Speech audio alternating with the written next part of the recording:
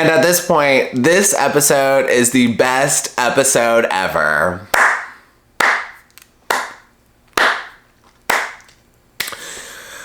I was just so happy to see her leave this beach. Finally.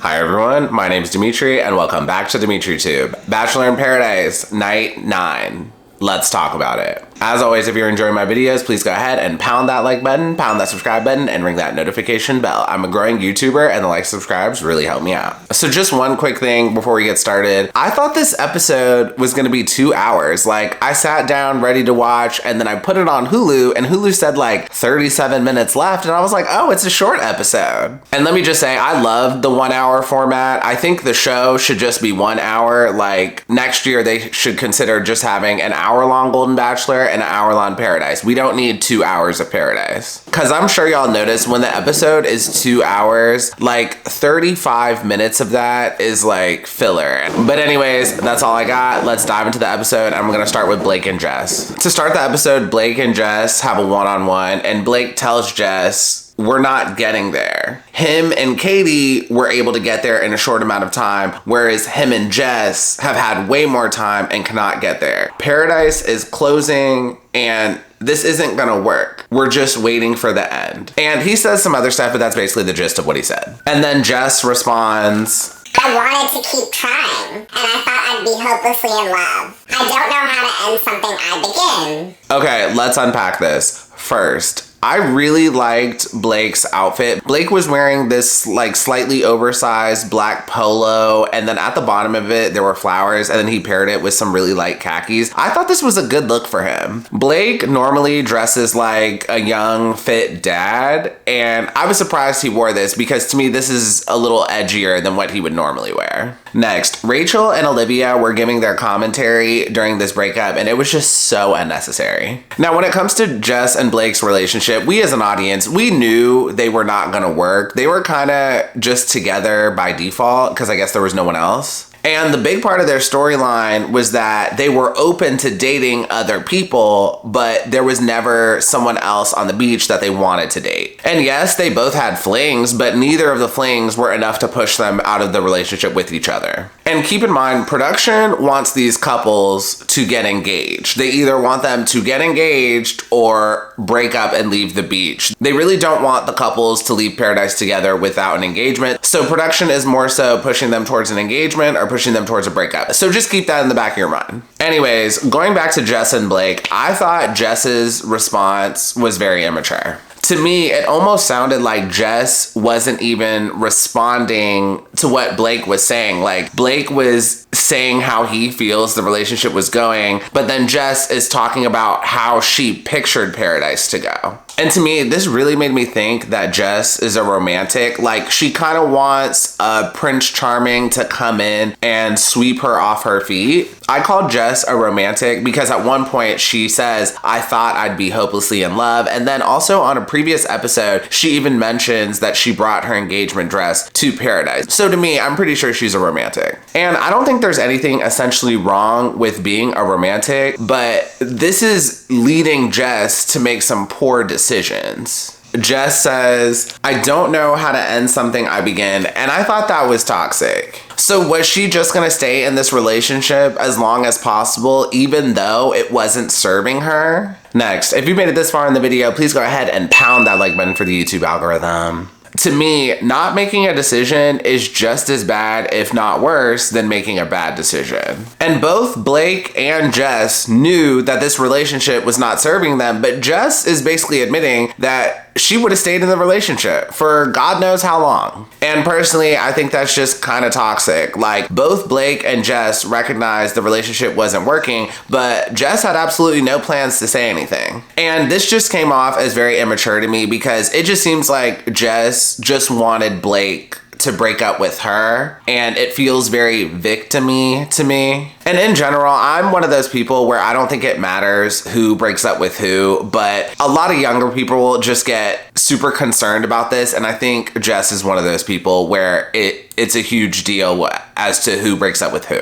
And the other reason I think Jess is immature is because not only was she not planning to talk to Blake about how this relationship isn't working, she wasn't going to tell Blake about how she kissed Tyler either. Next, I thought Blake handled this very well. I don't know if he could have handled it any better. He basically just told her, he's like, we both recognize this isn't working and we're clearly waiting for the end, so let's just end this now. So after that, Blake decides to leave Paradise, and in dramatic fashion, Kylee chases him down and tries to get him to stay. So Kylee and Blake have a one-on-one, and Blake says our relationship just keeps going in circles, and Kylee responds and says she feels like he's giving up too easy. Is there no one else you want to stay in Paradise for? Like, she's basically trying to convince him to stay. And she also says, I cannot do this without you. So this whole moment was definitely very left field, because I don't even think we as an audience have seen Blake and Kylee even talk. So for her to like chase him down and try to stay on this beach was kind of wild. But this is just what I think happened. Kylee and Blake are friends, and in general, there is just a lot that ABC does not show us. Just like how a couple episodes ago, we saw Blake and Rachel chatting and they were very, very friendly. Like, we didn't even know they were friends. And I think the same thing is happening with Blake and Kylee. I think the majority of people on this beach are friends. Like, the only people who are enemies are probably Olivia and Kat, but for the most part, they're all friends, but we don't get to see all of the actual friendships on the beach. And I think Blake is pretty much cool with everyone on the beach, but we just don't see it. And that's why we didn't see a lot of Blake, because if it's not drama or if it's not a love story, they're not going to show it. And don't get me wrong, Kylee chasing Blake was definitely very dramatic, but I think it was editing, and also I don't think we need to look into it much. Like, I really don't think it was anything that deep. Okay, now let's move on to Mercedes and Tyler. And first, let me say, if I was in Mercedes' shoes, I would have gotten engaged to Tyler.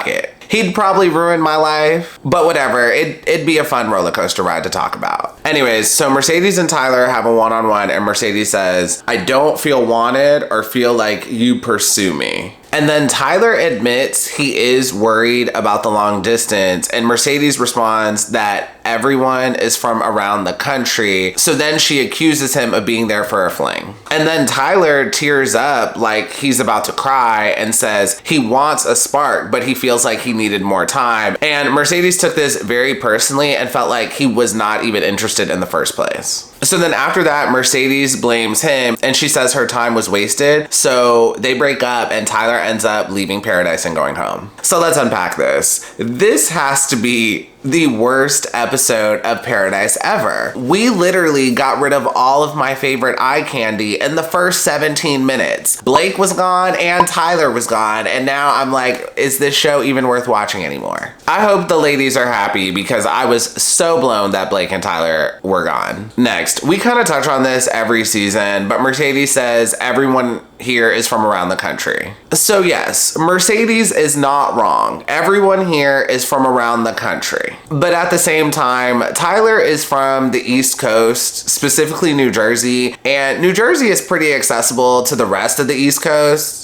So if you're watching this video and you live on the West Coast, or you've never been to the East Coast or don't come here often, I will fill you in. So I live in Washington, D.C. So from here, it's like a 5-hour drive to New York, a 4-hour drive to Philly. It's like an hour flight to get to Chicago. It's like a 2-hour flight to Florida. There's a bunch of other states that are like pretty accessible by train or driving. And yes, a lot of people on this show come from like California or Texas, but your odds of meeting someone else from the East Coast that's pretty accessible to Jersey, I feel like are fairly high. Whereas Mercedes is from Iowa, and your chances of meeting someone else from Iowa are very slim. So Mercedes essentially has to come into this experience open to dating anyone from across the country. And more than likely, whoever she ends up dating will not be easily accessible to where she lives. And every season of The Bachelor or Bachelorette, I take in consideration where the contestants live. It's not a huge consideration, but it's part of the consideration. And it's wild to me that Mercedes is open to dating anyone anywhere in the country. And yes, I totally get it. It's not romantic and it's very practical, but I think it's smart to at least have a little bit of practicality, especially if you want a relationship to work long term. Next, Tyler said he wanted a spark. And when he said this, Mercedes took this very personally. And then later in the episode, Mercedes is having a kiki with the girls. And she says, I feel like we have different definitions of spark. And you do.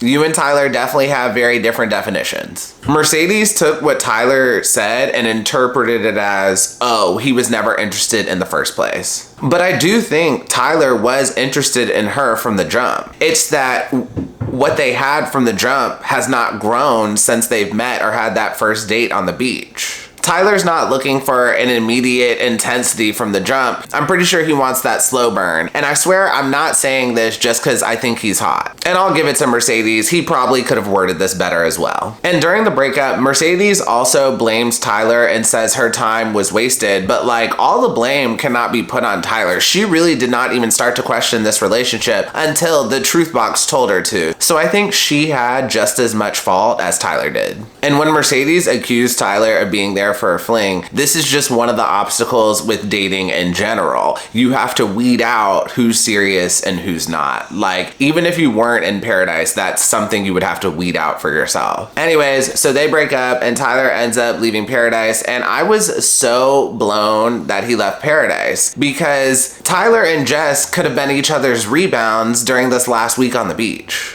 Now let's move on to Olivia and Michael. This will be very quick. So they had a one-on-one date and Michael made like a makeshift basketball court for her on the beach. And this date was really cute. Y'all know I love when contestants set up mini dates like this, but at the same time, I still don't think Olivia is that into him. I think she just likes the attention she gets from Michael. Okay, now we're moving on to the cocktail party, and there's a few things that I want to mention. First, Rachel has a one-on-one with Jordan V, and she tells him that she had a wonderful time on their date and she is not considering Tanner on this beach any longer. So y'all know I do not with Rachel, but I will say I'm glad she came to her senses. Whether or not she picks Tanner or Jordan V, I don't think it would work in the long run, but I do think Jordan V is a better pick than Tanner. And overall, it just would have been a horrible look for Rachel to give Jordan V a second chance and go on a date with him in paradise, especially this close to the end, and not pick him. But then immediately after that moment, we are gagged because Jordan V is having a kiki with a few of the other contestants, and he tells them that he likes Rachel and enjoys the friendship, but the romantic side just is not quite there. So Jordan admits that he also has a thing for Mercedes, and they have a one-on-one and it goes well. And then after that, during the cocktail party, Jess basically becomes the Bachelorette of Paradise, but she doesn't get the Bachelorette of Paradise edit that we normally see when one of the women contestants has a bunch of guys fighting for her rose. Taylor, Tanner, and Brayden are all fighting for Jess's rose, and Taylor doesn't stand a chance, but she does have a one-on-one with Brayden. And Brayden tells her that he was interested from the jump and he gives her chocolates,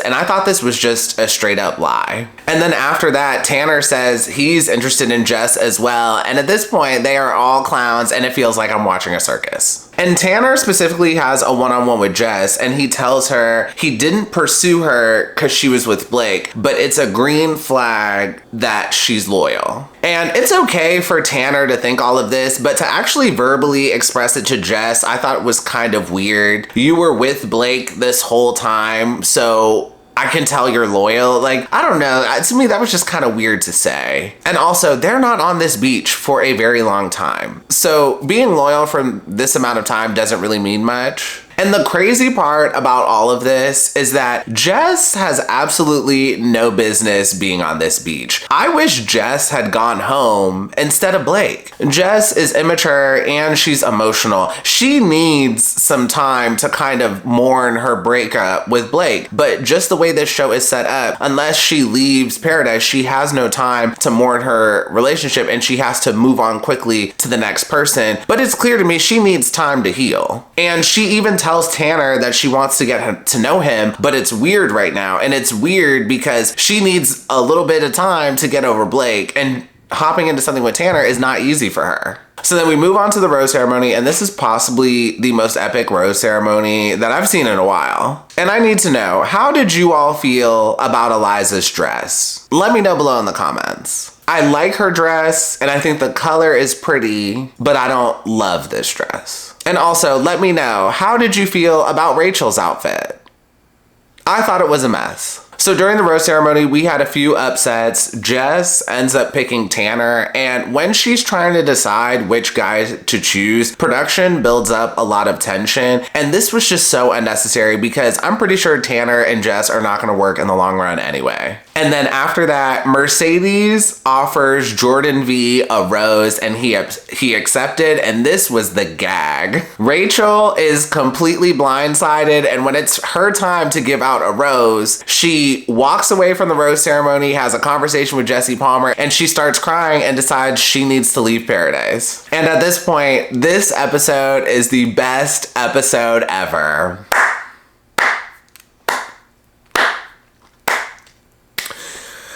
I was just so happy to see her leave this beach. Finally! And if you follow my channel, y'all know I do not like Rachel, so I was happy to see her go. I was sad that Tyler and Blake had to leave, but then I was elevated at the end of the episode when I got to see Rachel leave. So this episode was definitely a roller coaster ride of emotions. And then in the last upset of the episode, Brayden gets sent home because there are no roses left. And while he's in the Uber XL, he says he messed up with Rachel and shouldn't have gone on the date with Becca. Now, don't get me wrong, I love Brayden, and I'm so glad we had him on this season. But I feel like the only reason he said that is so he could seem like the good guy in the end. Like, he didn't even need to say that. The point of Paradise is to explore your options. So if you feel like things are going well with Rachel, but you want to go on a date with Becca, that's fine. You don't have to get in the Uber XL and be like, oh, I made a mistake, I should have just stuck with Rachel. You don't have to say that if you didn't feel that way. When the contestants are filming, they don't know what kind of edit they're gonna get. And Brayden got a bad edit on Charity's season. I feel like he said this in a bid to not be the bad guy, but we didn't think he was the bad guy in the first place. Like, the point of Paradise is to explore your options, but I felt like he kind of said this in the end just in case he was portrayed as a bad guy. And that is the end of the episode and the end of this review. If you enjoyed this review, please go ahead and pound that like button, pound that subscribe button, and ring that notification bell, and I will see you all next time. Have a good one. Bye.